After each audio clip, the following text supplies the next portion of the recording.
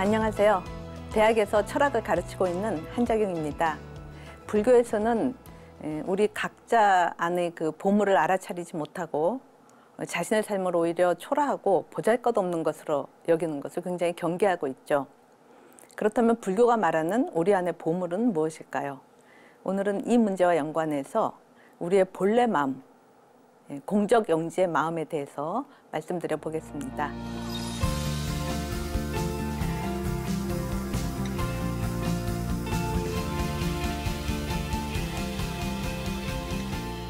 지난 강연에서 말씀드렸던 일체유심조의 마음은 그 세계의 경험으로부터 종자를 훈습받고 또 종자를 현행화시킴으로써 세계를 형성해내는 그런 마음을 의미했습니다. 그러니까 일체 종자들의 총합, 종자의 흐름으로서의 아류야식을 말씀드렸던 것이고, 그거는 아류야식을 종자를 가지고 규정했었던 것이죠. 오늘 말씀드리려고 하는 그 공적영지의 마음이라는 것은 그렇게 아류야식 안에 함장되는 종자와는 구분되는 그 식 자체를 의미하는 것입니다. 그렇다면은 종자하고, 그러니까 아류야식 안에 함장되는 종자하고 그런 종자를 함장받는 식 자체를 구분하는 것은 무슨 의미가 있는가, 이렇게 물어볼 수 있겠죠. 종자라는 것은 우리의 그 경험으로부터 생겨나는 것인데, 우리의 경험이라는 것이 인간이 짓는 행위, 업을 의미하고, 그것은 이제 번뇌에 물들어 있는 것이기 때문에 그 종자 자체도 번뇌적인 종자가 됩니다. 그러니까 청정하지 않은 오염적인, 염오적인 종자라고 할 수 있겠죠. 근데 불교에서는 그런 종자를 훈습받는 식 자체는 오염이 아니고 청정하다. 번뇌가 없는, 즉 때가 없는 무구, 때구자를 써서 무구식이다, 이렇게 이야기를 합니다. 그럼 왜 구분하는가? 이것은 마치 우리가 그 헝겊에다가 노란색 물감을 들여서 노란색 옷을 만들려고 한다면은 그 헝겊 자체는 색이 없는 천이어야 되겠죠. 그리고 또 향기를 맡으려고 종이에 향수를 이렇게 스며들게 할 때 그 종이 자체는 향기가 없는 것이어야지 되겠죠. 그래야지 그 향기의 냄새를 우리가 잘 맡아볼 수 있겠죠. 그런 식으로 종자하고 그 종자를 훈습받는 식 자체를 때가 있느냐 없느냐, 번뇌가 있느냐 없느냐로 구분하는 것입니다. 그럼 어떻게 보면은 그거 그냥 개념적이고 좀 현학적인 구분 아닐까, 이렇게 생각해 볼 수도 있을 텐데요. 그것이 단지 그냥 말장난은 아닙니다. 그러니까 저러한 구분이 가지는 실질적인 의미는 우리의 삶에서 우리가 찾아볼 수 있죠. 어떤 의미냐면, 우리가 우리 각자의 마음을 들여다보면은 이제 수시로 욕망이 일어나고 분노가 일어나죠. 그러니까 탐심과 진심이 있다는 걸 우리가 알아차리게 되죠. 또 가만히 잘 생각해 보면은 자신이 스스로 어리석다는 거, 근본적인 지혜가 없다는 거, 그러니까 치심이라는 거를 알게 되죠. 그리고 지난 삶 속에서 우리가 했었던 행위들을 또 생각해 보면은 대부분 탐진치에 이끌려서 이제 번뇌가 물든 행위다, 이렇게 볼 수 있는데, 유식이 말하는, 그러니까 불교가 말하는 훈습설에 따르면은 그런 행위들, 번뇌적인 행위가 우리한테 종자를 남기고 그것이 결국은 우리의 습관이 되기 때문에, 그렇게 생각하면은 내 마음은 온통 그냥 번뇌로 가득 차 있고 그냥 단지 번뇌심일 뿐이다, 이렇게 생각하게 되겠죠. 근데 불교는 번뇌 종자를 받아들이는 그 식 자체는 번뇌와 구분되는 것이다. 때가 묻지 않은 것이다. 번뇌를 번뇌로서 알아차리는 식 자체는 그렇지 않다라고 이야기하는 거죠. 아까 말씀드렸던 것처럼 염색 될 수 있는 천 자체는 색이 없는 것이고, 그죠? 향기를 스며들게 하는 그 종이 자체가 향기가 없는 것이듯이 그렇다라는 거죠. 그러니까 마음 안에 번뇌가 아무리 가득해도 그 번뇌를 번뇌로 알아차리는 그 마음 자체는 번뇌를 떠난 것이다, 청정한 것이다, 이렇게 이야기를 하는 것이고, 또 그런 의미에서 그런 마음은 우리의 본래 마음이다, 본심, 진짜 마음이다, 진심, 또는 선한 마음이다, 양심, 이렇게 이야기하는 거죠. 근데 본심이나 양심에 대해서도 사실 이제 여러 가지 학설이 분분하죠. 본심이라는 게 정말 있냐, 그런 거 없다, 또는 있다고 해도 그거는 사회적인 교육의 산물이다, 또는 뭐 문화적인 그런 습득된 결과다. 이런 주장들이 있을 수 있겠죠. 그러니까 과연 본심 내지 양심이라는 것이 있는가? 그리고 또 그것이 만약에 있다면 그것이 우리의 일상적인 그 번뇌가 가득한 그런 번뇌심하고는 어떤 관계에 있는가? 이런 물음들이 생겨나게 되겠죠. 아까 그 천을 염색하는 거를 비유로 들었는데 다시 그 비유를 가지고 오면은 종자에 해당하는 것이 노란색 염료에 해당하고, 그죠? 그것이 흰색의 천을 염색들이면 그 천이 노란색이 돼서 이제 그 천으로 옷을 만들면 노란 옷이 되겠죠. 근데 저 노란 옷이어도 굳이 구분해서 천 자체는 무색의 천이다, 흰색 천이다 이렇게 구분을 한다면은 그 의미는 본래 염색들이기 전에 무색이었고, 그죠? 그리고 본래의 그 천을 확인하고 싶어서 염료를 다 빼면, 그러니까 탈색을 하면 결국은 또 흰색의 천이, 뭐 탈색을 잘하면 그렇게 되겠죠. 뭐 쉽진 않겠지만 그렇게 되면은 본래의 흰 천으로 되기 때문에 그런 의미에서 노란색 옷에 대해서 그 천 자체는 무색이다 이렇게 이야기할 수 있는 면이 있겠죠. 그런 것처럼 번뇌 종자가 인간의 그 아류야식 자체에 혼습되면은 결국은 번뇌 혼습된 번뇌에 물든 그 종자식이 되는 거고, 아류야식이 그것은 결국 염호식이고, 그럼에도 불구하고 식 자체는 청정하다, 무구다라고 이야기하는 것은 습기라는 건 이제 번뇌를 의미하는 거죠. 번뇌를 다 조복하고, 그러니까 이렇게 잘 조절하고 그걸 단멸하면, 번뇌를 다 제거하면, 그러니까 종자를 다 단멸하면, 끊어내면, 그러니까 그건 수행에 해당하겠죠. 그렇게 수행을 하면은 결국은 부처의 마음에, 무구식에, 청정심에 도달하니까 그렇게 이야기하는 건가라고 생각해 볼 수 있겠죠. 이 비유를 따라서 생각해 보면은. 근데 이럴 경우에는 우리가 이런 질문을 던질 수 있죠. 옷에 대해서 탈색하기 전에 옷은, 그러니까 옷을 이미 일단 염색이 되고 나면은 탈색하기 전에는 흰색 천 자체 우리 찾아볼 수 없지 않냐. 노란 옷이고 노란 옷뿐이고, 탈색을 다 해야지 흰색 옷이 되지만 탈색하기 전에는 결국 노란 옷밖에 있지 않냐. 그렇다면 마찬가지로 중생은 저 혼습은 무시래로 무명에서 혼습됐다 이렇게 이야기하기 때문에 일단 혼습된 중생의 삶에 있어서의 그 아류야식은 부처가 되기 전에는, 그러니까 그 혼습된 종자를 다 빼내는, 단멸시키는 그런 수행을 거치기 전에는 결국은 종자식, 염호식으로만 있는 거 아니냐. 그러니까 부처가 되기 전에 중생 마음은 그냥 청정심 아닌 염호심일 뿐인 거 아닌가? 이런 질문을 할 수 있겠죠. 그럴까요? 예. 그러니까 만약에 마음이라는 것이 옷과 마찬가지라면 그렇다고 말할 수 있을 것 같습니다. 근데 그렇지 않다라고 말할 수 있는 것은 마음이, 종자로 혼습받는 마음이 염료에 의해서 염색되는 옷하고는 다르기 때문인 거죠. 그럼 마음하고 옷의 차이가 뭘까요? 제 손에 이 나무 이거가 있죠? 이거하고 이거를 보는 내 마음하고 차이가 뭘까? 차이가 뭔지 금방 다 아시죠? 당연히 차이가 있지. 여기에 이 모니터에 어떤 글자가 떠오르는 것하고 그 글자를 보는 내 마음하고, 그죠? 여러분 마음하고 이 모니터하고는 다르죠? 그러니까 차이가 있다는 거 우리가 단박에 알죠. 그러니까 마음은 스스로를 아는 거죠. 자기 자각성이 있는 거죠. 그죠? 자기 지가 있다라는 거죠. 자기 자각성, 자기 지가 있고, 옷은 그게 없죠. 그러니까 옷은 자기 지가 없기 때문에 옷 스스로도 자기를 알지 못하고 옷이 저를 알지도 못하죠. 저는 자기 자각성, 제 마음은 자각성이 있고 그런 자기 지가 있기 때문에 나를 알고 내 마음을 스스로 알고 옷도 아는 거죠. 마음이 아는 거죠. 예. 그런 식으로 옷과 마음의 차이는 자기 자각성이, 자기 지가 있냐 없냐의 차이다라고 볼 수 있겠죠. 그러니까 그 차이로부터 마음 자체는 무구식이다라는 이야기를 할 수 있다라는 거죠. 그러니까 자기 지가 어떤 것이냐?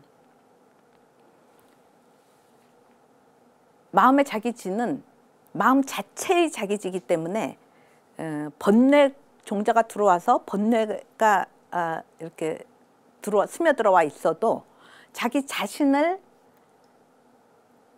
의식하는 것이니까 번뇌를 바깥에서부터 내게 들어온 객진번뇌, 우리 객진번뇌라는 말 많이 하잖아요. 그럼 바깥에서 들어온 나 자신이 아닌 번뇌로 안다라는 거죠.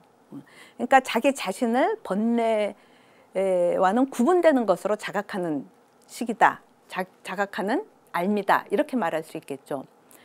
그러니까 이 자기지가 번뇌의 중심심 안에 있는 청정한 무구식이다라고 말할 수 있고, 바로 이 자기지를, 자기 각성이 본래적인 각성이다. 마음 자체가 가지고 있는 본래적 각성이다. 본각이다. 이렇게 이야기할 수 있는 것이고, 그것이 이제 오늘 말씀드릴 뒤에서 계속 설명드릴 텐데, 공적 영지고, 그것이 아까 말씀드렸던 본심, 뭐 진심, 소위 양심이라고 하는 것이 바로 저 본각에 해당한다. 공적 영지에 해당한다라고 말할 수 있겠죠. 근데 그 자기지가 뭐냐? 마음과 옷의 차이가 뭐냐?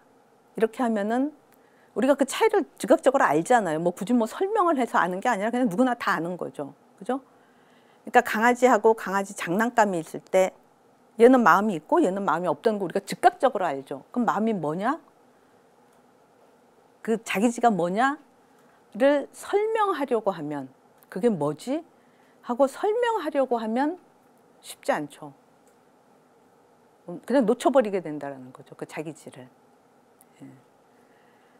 그러니까 너무나 간단하고 단순한 것인데 그것에 대해서 생각하기 시작하면은 그게 뭔지 대상화해서 잡으려고 하면 잡히지 않기 때문에 대상화하는 의식의 방식으로만 생각하면은 그거는 없는 것처럼 놓쳐버리게 된다라는 거죠. 근데 저 자기지가 없다면 우리가 마음과 옷의 차이를 단박에 알지를 못하겠죠. 그러니까 그만큼 그 자기지가 뭐냐는 우리가 단박에 아는 건데 그 단박에 아는 그거를 다시 대상화해서 생각하려고 그러면 그게 뭔지 모르는 거가 돼버린다라는 거죠. 도대체 마음의 자기지를 그럼 왜 그렇게 쉽게 간과하게 되는 걸까? 아까 말씀드린 대로 마음 자체는 단박에 아는 건데 그거를 대상으로 생각하기 시작하면 그것이 대상지가 되어버린다는 거예요. 더 이상 자기지가 아니고 대상지가 되기 때문이다. 그러니까 마음이 자기지만 가지는 게 아니라 대상지를 갖죠. 그러니까 마음은 자기를 알면서 또 옷도 알잖아요. 그죠? 다른 것들을 다 알죠. 자기 마음 안에 번뇌도 다 알아보는 거죠. 대상지로 다 안다. 이렇게 얘기할 수 있죠. 그러니까 마음이 마음 자체를 아는 거를 자기지라고 이야기하는 건 자기를 내적으로 스스로 아는 거죠. 자각하는 거죠. 대상지라는 것은 마음이 옷을 아는 것, 대상지에 해당하는 거죠. 옷이 대상이기 때문에 대상으로 아는 거죠. 자기 바깥에 있는 것으로. 그러니까 삼인칭적인 방식으로 객관화해서 이렇게 바깥에 있는 걸로 바라보는 것. 그러니까 보는 자, 보는 대상이 분별돼서 주객으로 분별돼서 대상으로 파악하는 거를 대상지라고 이야기할 수 있을 텐데 마음이 본래 자기를 아는 그 알면 즉각적인 자기지인데 마음이 뭐지? 하고 반성적으로 생각하기 시작하면은 이미 대상화되는 것이고 그렇게 해서 알려지는 마음은 자기지로서 아는 거가 아니라 대상지로서 알게 된다는 거죠. 그러니까 마음이 대상을 아는 것이 대상지인데 마음을 아는 자기지에서 그거를 반성하기 시작하고 생각하기 시작하고 대상화하면은 금방 마음을 아는 것이 대상지로 바뀌게 된다라는 거죠. 더 이상 자기지가 아니고. 이렇게 말씀드려도 도대체 대상지, 자기지, 뭐 어떻게 다르지? 이런 생각을 할 수가 있겠죠. 그 마음의 자기지와 대상지의 차이를 여러분들이 많이 들어보셨을 텐데 그 신수와 해능의 그 개성의 차이로 한번 설명드려 보겠습니다. 그 선불교에서 이제 오조 홍인이 자기 법통을 넘겨줄 자를 찾기 위해서 이제 제자들한테 상주자들한테 개성을 가지고 와라 그랬더니 이제 자기의 깨달음을 간단하게 탁 표현하는 개성을 가지고 와라 그랬더니 그 중에 이제 제일 촉망받던 신수가 개성을 제출한 거죠. 이 개성이 그거죠. 몸은 본래 보리수고 마음은 밝은 거울과 같다. 마음을 거울에 비유한 거죠. 수시로 부지런히 닦아 먼지가 끼지 않도록 하라. 이 개성을 가지고 온 거예요. 그러니까 마음을 밝은 거울에 비유한 거고 우리가 거울을 볼 때 먼지가 다 껴있으면 그렇죠? 이 먼지가 끼면 이게 내 얼굴에 먼지인지 거울에 먼지인지 뭔지 모르니까 이거 자세히 보려면 거울을 다 닦아야 되는 거죠. 먼지를 닦아야지 맑은 거울도 보게 되고 자기도 비춰볼 수 있게 되기 때문에, 그러니까 밝은 거울에 이르려면 먼지를 닦아라. 밝은 거울이라는 걸 마음에 비유했으니까 본래 마음에 도달하고 싶으면은 거기에 쌓여 있는 먼지를 다 닦아내라. 번뇌를 다 제거해라. 이 의미가 되겠죠. 이것은 제가 이제 저렇게 그림으로 그려봤는데 이해에 도움이 될지 모르겠습니다. 여기 거울이 있다. 그럼 거울에 먼지가 이렇게 쌓여 있다. 거울을 우리가 볼 때 이게 거울이고 이게 먼지면은 이렇게 바깥에서 보면은 먼지를 통과해서 거울을 보게 되죠. 그러니까 대상으로 내가 보는 거죠, 거울을. 그럼 이거를 닦아내야지 거울에 내가 도달하게 되겠죠. 그죠? 그러니까 먼지를 통과해서 거울을 보는 방식. 이거는 거울 바깥에서 내가 거울을 보는 방식인 거죠. 그러니까 자기 자신을 보기 위해서, 자기의 진짜 마음에 도달하기 위해서 먼지를 열심히 닦아야 된다. 이거는 마치 마음에 대해서 번뇌가 있으면 마음을 그 안에서 보는 게 아니라 마음 바깥에서 자기 마음을 보듯이 번뇌를 닦아야지 이게 보인다. 이렇게 이야기하는 식이라는 거죠. 이따 해능에서 말씀드리겠지만 거울이 자기지가 있다면 이게 자기를 자각한다.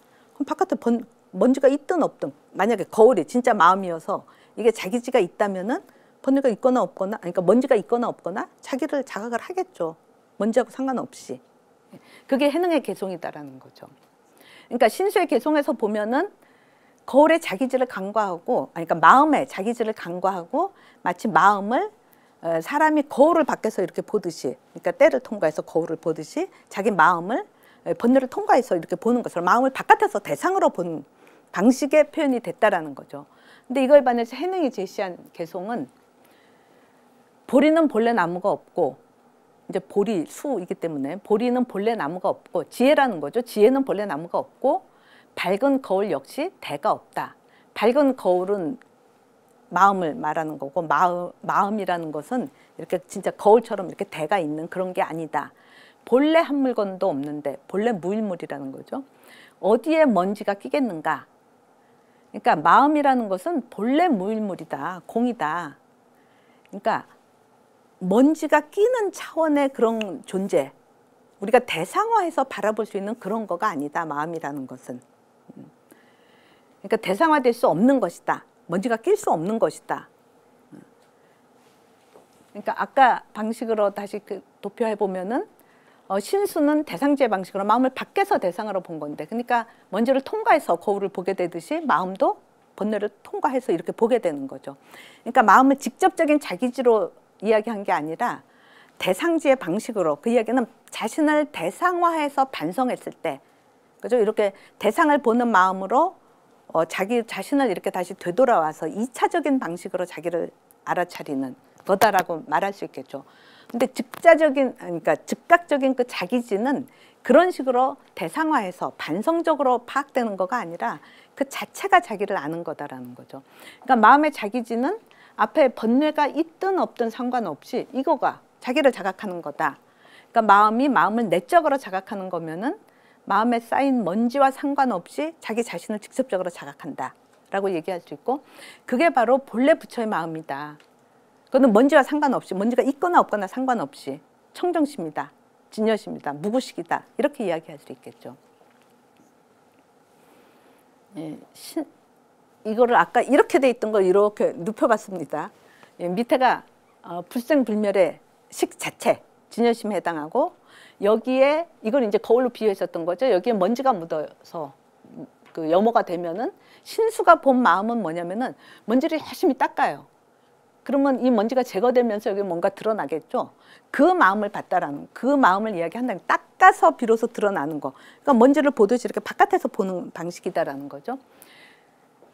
그리고 닦으면은 그래도 바탕에 마음이 드러나니까 뭐 진여심을 본 거나 뭐가 다르겠냐 이렇게 생각할 수 있지만, 실질적으로는 때를 지원해서 본 거는 때 있음과 때 없음의 대비로서 파악한 것이기 때문에 해능이 본 마음은 때가 있거나 없거나 그 바탕에 있는 마음이다라는 거죠. 그러니까 다른 차원이다라는 거죠. 그러니까 신수가 본 마음은 때 있음의 대비로서 드러나는 때 없는 마음이다. 그러니까 마치 이제 병 대신 약에 집착했다 이런 의미가 되겠죠. 먼지가 있을 때 이거 제거하고 이제 제거되어진 그 측면만을 보기 때문에 아직 약에 대한 집착이 없어지지 않았다라는 거죠. 완전히 병이 들어오면 약을 먹어야 되지만 약이 다 제대로 작용을 하면은 약도 다 버려야 되는데, 그러니까 병도 떠나고 약도 떠난 저 본래 청정의 마음에 도달해야 되는데 그게 아니라 때 있음과 때 없음의 대비로 본 그 마음만을 신수는 봤다라고 말할 수 있다라는 거죠. 그 얘기는 때하고 마음을 동일 차원에 놓고 생각한 거로 볼 수 있다. 그게 이제 신수가 본 마음이라면은, 그러니까 수행의 세계에서 말씀드렸던 것처럼 유전문에 대해서 열심히 수행하고 환멸문으로 때를 다 닦아냈을 때의 그 상태, 생멸문 차원의 마음이다라는 거고, 해능이 본 마음은 생멸문을 넘어서는 그 진여문의 마음이다. 그러면은 때가 있거나 없거나 상관없이 그 바탕이 있기 때문에 마치 그림이 그려져 있든 지워져 있든 그 바탕의 종이는 거기 있는 거죠. 그러니까 그림의 빈 자리를 보는 것하고, 그러면은 그림이 그려진 데서는 그거를 못 보겠죠. 없어야지만 보게 되니까. 근데 마음 자체를 본다라는 거는, 바탕의 종이를 본다라는 거는 그 위에 그림이 있거나 없거나 상관없이 보는 거다. 그러니까 두 개가 다른 차원이 되는 거죠. 그러니까 해능이 본 마음은 때가 있음과 때 없음의 대비를 넘어선 그 마음 본래의 마음을 본 것이다. 그래서 진여문의 마음을 본 것이다. 그러니까 마음이 때와 완전히 다른 차원의 존재다라고 얘기하는 거기 때문에 본래 무일물이다. 일물로 이렇게 설정할 수 있는 게 아니다. 대상화해서 파악할 수 있는 게 아니다라는 것이고, 뭐 병도 약도 다 떠난 마음이다. 이렇게 이야기할 수 있겠죠. 이 차이가 보통 이제 도노 점수 이야기 많이 하지 않습니까? 수행에 있어서 해능이 강조하는 것은 마음이 번뇌 종자에서 물들어 있어도 마음의 자기지, 마음의 본성은 무구식의 그 청정한 성품인 것이기 때문에 그것을 자각하는 것, 그거는 번뇌가 있거나 없거나 상관없이, 그죠? 뭐 때를 어디에 때가 끼냐, 때 끼는 거랑 상관없이 그 견성을 하는, 그거를 이야기하는 것이니까, 그리고 그것은 때를 닦아내서 마음을 찾으려고 하면, 그러니까 수행을 다 완성해서 무구식에 도달하려고 하면 엄청 시간이 걸리겠죠. 뭐 삼아승직업이 걸린다 이렇게도 이야기하는데, 수행이라는 거가 그 습입된 종자를 다 단말하려면은. 근데 때가 있거나 없거나 자기 마음 안의 본성을 자각하는 거는 즉각적으로 가능하다라는 거죠. 그러니까 우리가 옷과 마음의 차이가 뭐냐 금방 알잖아요. 즉각적으로. 그때 이미 자기지를 즉각적으로 알기 때문에 그거를 안다라는 거예요. 그냥 단박에 아는 거죠. 그런 식으로 견성, 자신의 그 성품을, 본래 성품을, 부처심, 열애심, 뭐 진여심, 이거를 딱 보는 거는 즉각적으로 가능하다라는 거죠. 그래서 그거를 갑작스러운 깨달음이다, 도노라고 이야기를 하는 거죠. 그러니까 해능이 말한 그 강조하는 것은 그 본성의 자각인 것이고, 그것은 이제 도노다라고 얘기할 수 있는데, 그러니까 해능이 이야기하는 거는 마음 안에 번뇌가 아무리 있어도 그 번뇌를 떠난 본성을 금방 자각할 수 있다, 알아차릴 수 있다. 그것이 견성이다, 도노다, 그죠? 번뇌가 있어도 청정한 마음 자체를 자각할 수 있다. 그 이야기는 다시 또 뒤집어서 말하면은 청정한 자기 본성을 자각해도 번뇌는 그대로 남아있다라는 말이 되겠죠. 그죠? 그러니까 자기 본성만 자각했다고, 도노했다고 끝이 아니라 그 마음의 본래 자리를 확인한 그 마음으로 그 위에 있는 번뇌들을, 왜냐하면 그 마음이 다른 사람과 관계하거나 뭐 사회적으로 어떤 활동을 한다, 뭐 이럴 때는 그 번뇌가 다 묻어서 나오겠죠. 대상으로과들 관계를 하는 것이기 때문에. 그러니까 본성을 자각했다고 해서 그게 끝이 아니고, 도노로 끝이 아니고, 도노 이후에, 오후 수행이 필요하다라는 거죠. 그러니까 저 개념 이제 진울이 굉장히 강조하는 거죠. 도노만 했다고 끝이 아니라 도노 이후에 수행이 필요하다. 도노 없이 견성을 하지 않고 수행을 열심히 한다. 그거는 마치 자기 마음 안의 번뇌를 그냥 이렇게 지어 나가는 노력을 아무리 해도 그거는 마당에 잡초가 나올 때 이거 번뇌야, 이건 없어야 돼, 그래서 돌멩이를 탁 덮어놓는 것과 마찬가지다.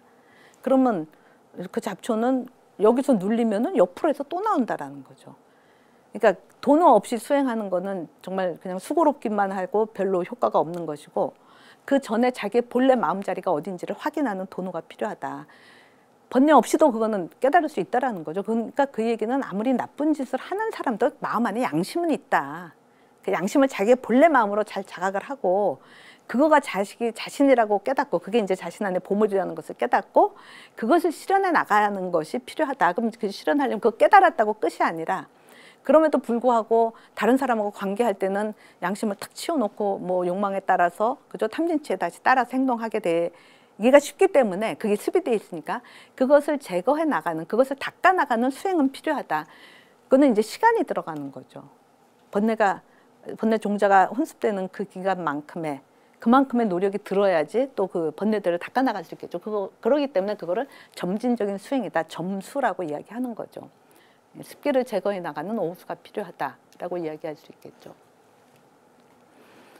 그러니까 마음의 자기지라는 것은 마음이 스스로를 번뇌에 물들지 않은 청정 무구식으로 자각하는 것이고, 이게 뭐 신수와 해능의 개송에서만 우리가 찾아볼 수 있는 것이 아니라 우리가 일상에서도 자기 자신을 탐진치의 그 번뇌에 의해서, 또 자기의 습에 의해서, 뭐 업에 의해서 이렇게 스스로를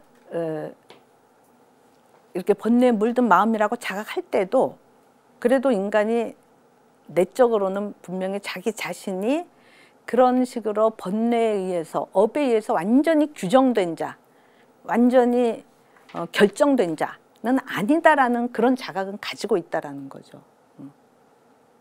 누구나. 그게 아니다라고 생각하기 때문에 왜 내가 이렇게 탐욕스럽지? 왜 이렇게 내가 화를 잘 내지? 이런 자각은 다 누구나 한다라는 거죠. 그건 소위 양심이라고 하는 거죠.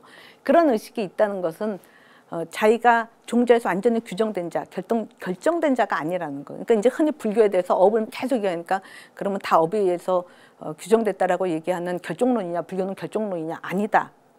계속 이야기하죠. 왜 그렇게 이야기하냐? 우리 스스로가 자기는 결정된 자가 아니다라는 자각을 누구나 가지고 있기 때문에 그렇다라는 거죠. 그러니까 번뇌 종자가 아무리 마음을 혼습해서 그것이 아무리 습이돼도, 그리고 그 업력이 아무리 지대하다고 할지라도 스스로는 자신은 그것으로부터 자유로운 존재라는 것, 본래 자유로운 존재인데 그렇지 못하다라는 거를 이제 너무 고통스럽게 슬프게 받아들이게 되는 것이 본래 아니다라는 걸 알기 때문에 그렇다라는 거죠. 예. 불교에서도 그렇고 뭐 다른 철학에서도 그렇고 이제 마음을 거울에 많이 비유하죠. 거울이 뭐 빨간 대상이 오면 빨갛게 비추고 파란 대상이 오면 파랗게 비추고, 뭐 있는 그대로를 잘 드러내기 때문에 마음의 작용을 거울에다 비유하기도 하는데, 그냥 대상을 비춰내는 작용을 거울의 활동의 전부라고 생각하면은 거울은 굉장히 수동적인, 그죠? 대상이 와야지 거울로서 작동하는 것처럼, 이게 사물을 비춰낼 수 있는 그런 마음 작용이 있는 것처럼 생각하게 되는 거지만, 불교에서는 마음을 거울에 비유할 때는 거울이 대상을 비춰내는 것이 거울의 활동의 전부가 아니다. 대상이 오기 때문에 거울이 비로소 비춰내는 게 아니라, 대상이 다 없어도 거울은 스스로를 비추고 있다 라는 거죠. 그러니까 사물이 와서 비춰내는 거라면은 사물을 그럼 다른 돌 앞에 갖다 놓는다고 돌이 비춰내냐? 못 비춰내잖아요. 거울이 돌을 비춰낼 수 있는 거는, 그러니까 대상을 비출 수 있는 거는 거울이 스스로를 비추는 작용을 하고 있기 때문에 그렇다. 이 본래 자기 스스로를 비추는 작용은 대상이 있거나 없거나 본래 비추는 작용이다라는 거죠. 근데 사람들은 대상이 오면 빨간면 빨간 거 비추고 파란 거 오면 파란 거 비춰내기 때문에 대상을 비춰내는 작용만 한다라고 생각하고, 거울의 본래 자신을 비추는 그 작용, 거울의 자체의 그 비춤, 이거를 잘 생각하지 않지만 불교에서 이제 그거를 강조를 하는 거죠. 그러니까 대상을 비추는 것을 수연응용이라고 이야기하는, 그러니까 연을 따라서 그것에 응해서 일어나는 작용, 그게 이제 수연응용이라고 이야기하고, 그건 이제 마음의 대상지에 해당하겠죠. 거울이 자기 자신을 비추는 것은 거울이 저런 수연응용만 있는 것이 아니라 자성, 자기 자신의 그 성품에 본래적인 용이 있다. 그래서 이제 자성본용이다라고 이야기하는 거죠. 그게 바로 마음의 자기지다. 그것이 본각이고 공적영지라고 이야기할 수 있겠죠. 그래서 이제 공적영지는 고요하면서도 항상 비추고, 고요하면서도, 그러니까 적이상조, 적이면서도 항상 비추고 비추면서도 항상 고요하다. 조의상적 이렇게 이야기하는 거죠. 그러니까 이 거울 자체의 활동, 자성본용, 뭐 거울 자체지 광명이다 이렇게 이야기를 하는 거죠. 눈이 세계를 보는데 눈 자신은 보지 못한다고 자기 눈을 뺏어 보려고 하면 어리석지 않겠는가, 그렇죠? 눈 다 보는데, 물론 우리는 이제 뺏어 보려고 안 그러고 거울을 딱 보면 자기 눈이 확인이 되죠. 근데 직접 보고 싶어서, 이거 뭐 거울에 무슨 왜곡이 있는지 뭔지 모르잖아요. 그러니까 내 눈으로 내가 직접 한번 확인하고 싶다. 확인 절대로 안 되죠. 확인하려면 어떻게 돼요? 뺏어 봐야 되죠. 보는 거를 빼버리면 볼 수가 없는 거죠. 그런 식으로 눈이라는 거는 그런 식으로 볼 수 없다는 것을 알면 그것이 곧 눈을 보는 것이다. 그러니까 보는 자를, 그죠? 자기지가 있는 그 마음 자체를 대상화해서 보면은 뭔가로 알아차려지기는 하죠. 대상화된 마음이지 그 대상화된 마음을 보는 그 마음 자체는 아니다라는 거죠. 다 대상화된 것만 있고 보는 대상화 이전에 즉각적으로 우리가 그 마음을 알고 있는데 그것을 간과하는 거는 너무 우리가 대상화의 방식으로 사물을 이해하는 거니까 삼인칭적인 객관적인 방식으로 바깥에서 내가 밖에서 보듯이 남들도 바깥에서 보는 그 대상화의 방식으로 객관적인 방식으로 아는 알만 진짜 알미다라고 생각하는 그런 경향이 점점 더 많아져 가기 때문에 결국은 즉각적인 자기지, 직접적인 자기지에 대해서 자꾸 간과하게 되는 건데 그런 문제가 있다라는 거죠. 이건 이제 능엄경에 나오는 구절입니다. 마음의 대상화를 이제 그 문제를 지적하는 거라고 볼 수 있을 텐데요. 신라벌성의 연야달다, 저건 뭐 지역명인 거고, 이제 연야달다라는 사람이 어느 날 새벽에 거울로 얼굴을 비추다가 거울에서 보니까 거울 속 얼굴에는 눈썹, 눈 다 볼 수 있죠. 근데 거울을 딱 돌아서서 자기 머리를, 자기 얼굴은 자기가 못 보잖아요. 눈도 안 보이고 눈썹도 안 보이고 아까나 마찬가지인 거죠. 그러니까 자신을 얼굴 없는 도깨비로 여겨서, 얼굴이 안 보이니까 도깨비로 여겨서 미쳐 달아났다고 한다. 미쳐 달아났대요. 연야달다의 광기에도, 또 광기로부터 벗어남에도 특별한 이유는 없다. 얼굴은 항상 거기 그대로 있고 잠시도 없었던 적이 없기 때문이다. 이렇게 이야기하고 있어요. 저 연야달다의 비유가 저는 참 재밌더라고요. 그러니까 얼굴이 본래 있기 때문에, 그러니까 보는 마음이 있기 때문에 본각이 있으니까 있다라는 건 아는 거죠. 근데 보려고 하니까 안 보이니까, 그 얘기는 있다라는 거를 아는데 대상화해서 보려고 하니까 안 보이는 거죠. 그러니까 있어야 하는데 없다라고 생각하니까 미치는 거죠. 아예 그냥 없다고 생각하니까 오늘날 우리들처럼 대상화되지 않은 마음이라는 건 없다 이렇게 생각하면 미치지도 않겠죠. 근데 얘는 본각으로 자기 마음을 안다, 있다라고 생각하는데 그게 대상화돼서 안 보여. 그러니까 미쳤다라는 거죠. 근데 미친 이유가 따로 있지 않은 거죠. 대상화해서 보려고 했기 때문에 그게 미치게 되는 거지. 본래 알고 있는 거기에 머물러 있으면 미칠 이유도 없고. 그러니까 얼굴은 본래 계속 있었으니까. 그죠? 어느 날 갑자기 얼굴이 있구나, 머리가 있구나 이렇게 해서 미친 데서 돌아섰다고 해도 뭐 특별한 이유가 있는 거 아니다. 얼굴은 그냥 뭐 미쳤을 때도 있었고 안 미쳤을 때도 있었고. 그러니까 대상화해서 보려고 하면은 없다라고 생각하는 것. 그러니까 본래 본각이 있는데 대상화해서 보려고 하면은 있다고 생각이 안 들고 없는 걸로 생각이 되는 거예요. 그러니까 본각이 있음을 몰라. 그걸 불각이라고 얘기하는 거죠. 본각이 다 있는데 스스로 본각이 있다는 사실을 알지 못해. 없다라고 생각해. 그거가 불각인 거고 그 불각은 대상화해서 보려고 하기 때문이다 라고 얘기할 텐데, 근데 본각이 있는데 왜 그거가 있다라는 거를 우리가 잘 알아채지 못하냐. 지금 왜 알아채지 못하냐 그러지만 아까 말씀드렸던 것처럼 옷하고 마음의 차이를 금방 안다. 사실 알고 있다라는 거죠. 보니까 자기 즉각적으로 아는 거잖아요, 단박에. 근데 그게 뭐지 하면은 반성적으로 대상화해서 생각하려고 그러면 없는 걸로 생각이 되는 거죠. 대상화가 안 되니까. 그러니까 연야달다처럼 미치게 되든지. 그럼 왜 불각이 되는가? 왜 본각이 있다는 사실을 알아차리지 못하고 본각이 없다라고 생각하는 불각이 되는가?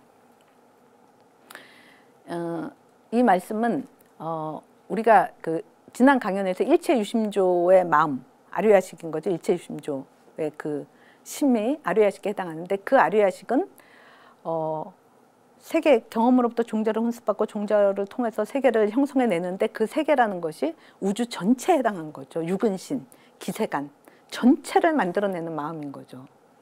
그러니까 그 아류야식의 세계라는 것도 그 아류야식의 전변 결과이기 때문에 모든 것이 되는 거죠. 그러니까 우리가 아는 전체가 바로 그 마음이다라는 거죠. 아류야식이다.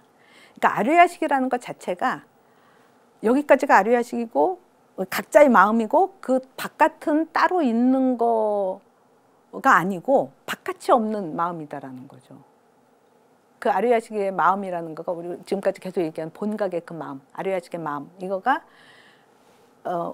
그 마음 바깥이 따로 없어요. 그러니까 내가 내 아류야식 마음 바깥으로 나가볼 수가 없는 거죠. 전체인 거예요. 나가볼 수가 없기 때문에 이것 아닌 것이 아닌 이것이다라는 식으로 분별해서 인식할 수 있는 것이 아니기 때문에 그렇다라는 거죠. 그러니까 바깥이 없는 무외, 외가 없는 바깥이 없는 마음이고 한계 여기까지가 마음이고 그 다음은 마음 바깥이고 이런 식으로 한계가 없는 마음, 무한의 마음이고 그것과 대가 되는 상대가 되는 뭐가 있지 않다라는 거죠. 세계 전체가 아류야식의 식소변 결과니까.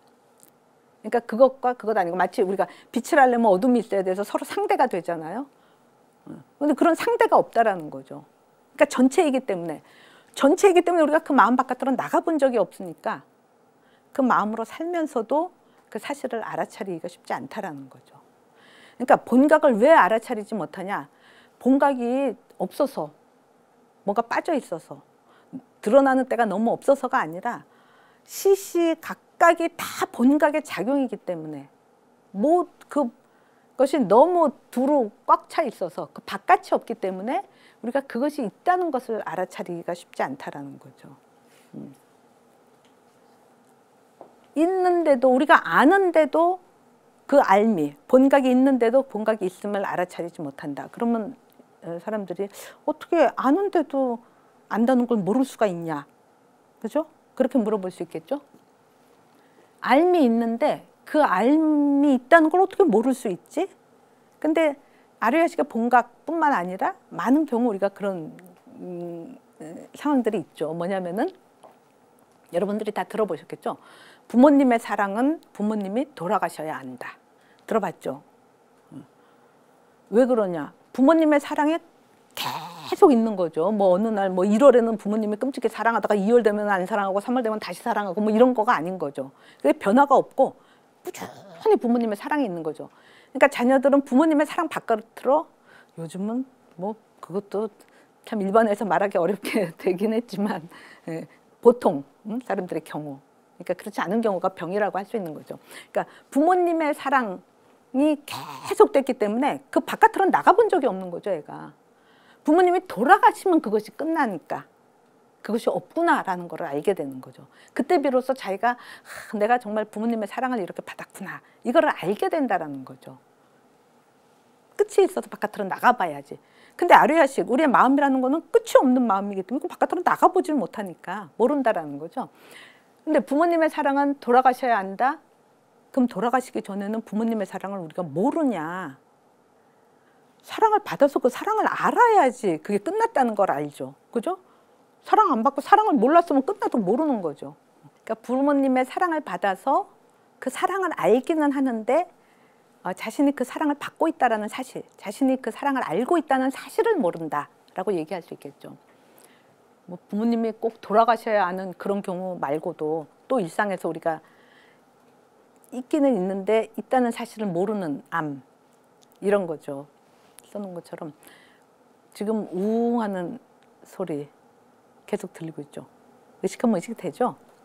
이거 말고 이제 냉장고 소리가 우웅하거나 뭐 에어컨 소리가 에어컨은 꺼야지 되니까 냉장고 소리는 자동으로 꺼지잖아요. 우웅하다가 소리가 탁 끊어져요.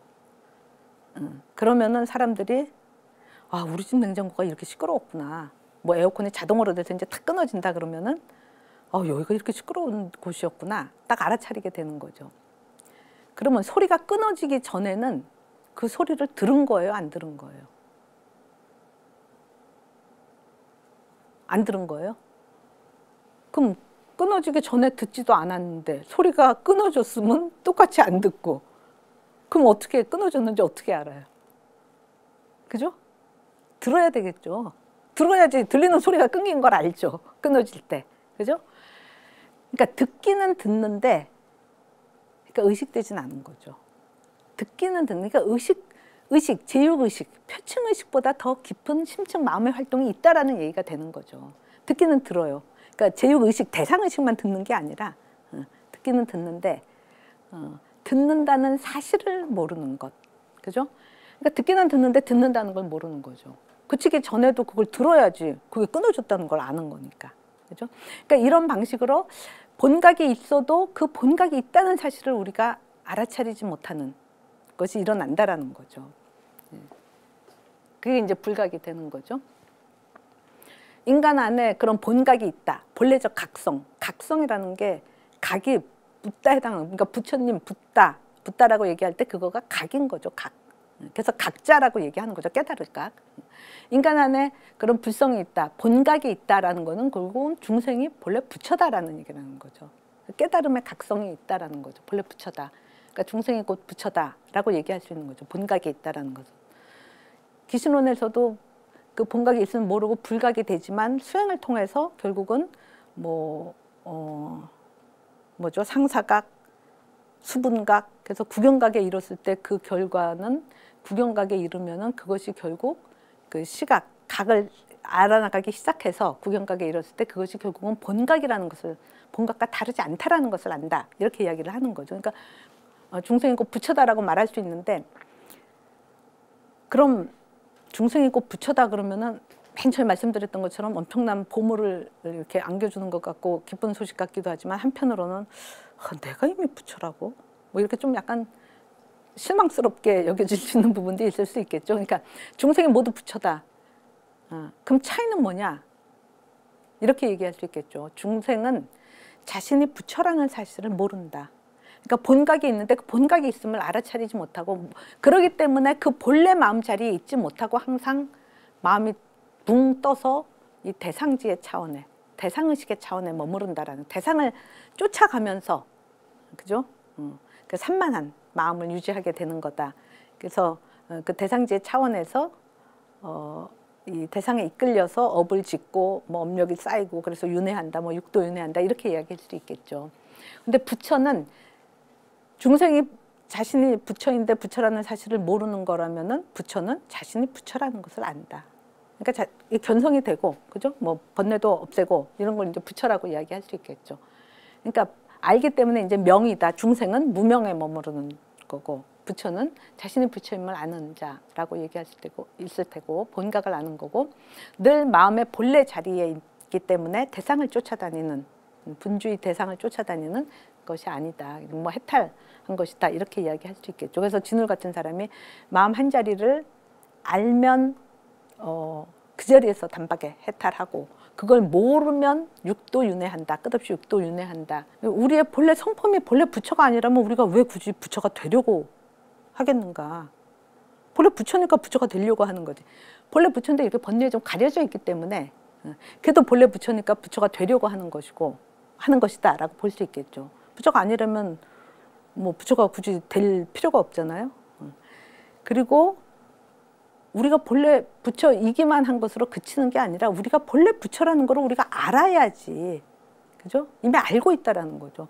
그걸 모른다면 또 우리가 부처가 되려고 생각을 하게 되지 않겠죠. 그죠? 그러니까 우리가 본래 부처가 아니라면, 또 우리가 본래 부처임을 모른다면 우리가 왜 부처가 되려고 하겠는가. 그러니까 불교가 늘 강조하듯이, 대승 불교가 늘 강조하듯이, 모든 중생은 이미 부처인 거고, 이미 부처라는 사실을 이미 본각으로서, 공저영지로서 이미 알고 있다라는 거죠.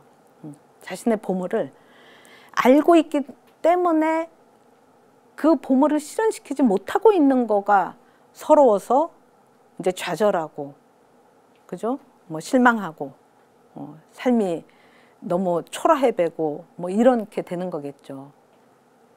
그러니까 자각이 되기 때문에 그렇지 못한 거를 슬퍼하는 거니까, 이 슬픔에 빠지는다라는 거는 결국은 이 자각이 있다라는 것을 말해주는 것이 아니겠는가 라고 생각이 듭니다. 예, 지금까지 이제 이런 의미로 지난 시간에는 그 일체유심조의 마음, 지금은 이제 공적영지의 마음을 말씀드렸습니다. 예, 지금까지 그 불교의 세계관과 인간관으로 5회에 걸쳐서 말씀을 드렸었는데요. 네, 사람마다 불교의 핵심이 무엇인가에 대해서는 서로 다 다르게 생각할 수 있을 것 같습니다. 저는 제가 이해하는 범위 내에서 불교가 세계를 어떻게 보고 또 인간의 마음을 어떻게 설명하고 있는지를 말씀드려 보았습니다. 예, 이것으로 강의를 마치도록 하겠습니다. 감사합니다.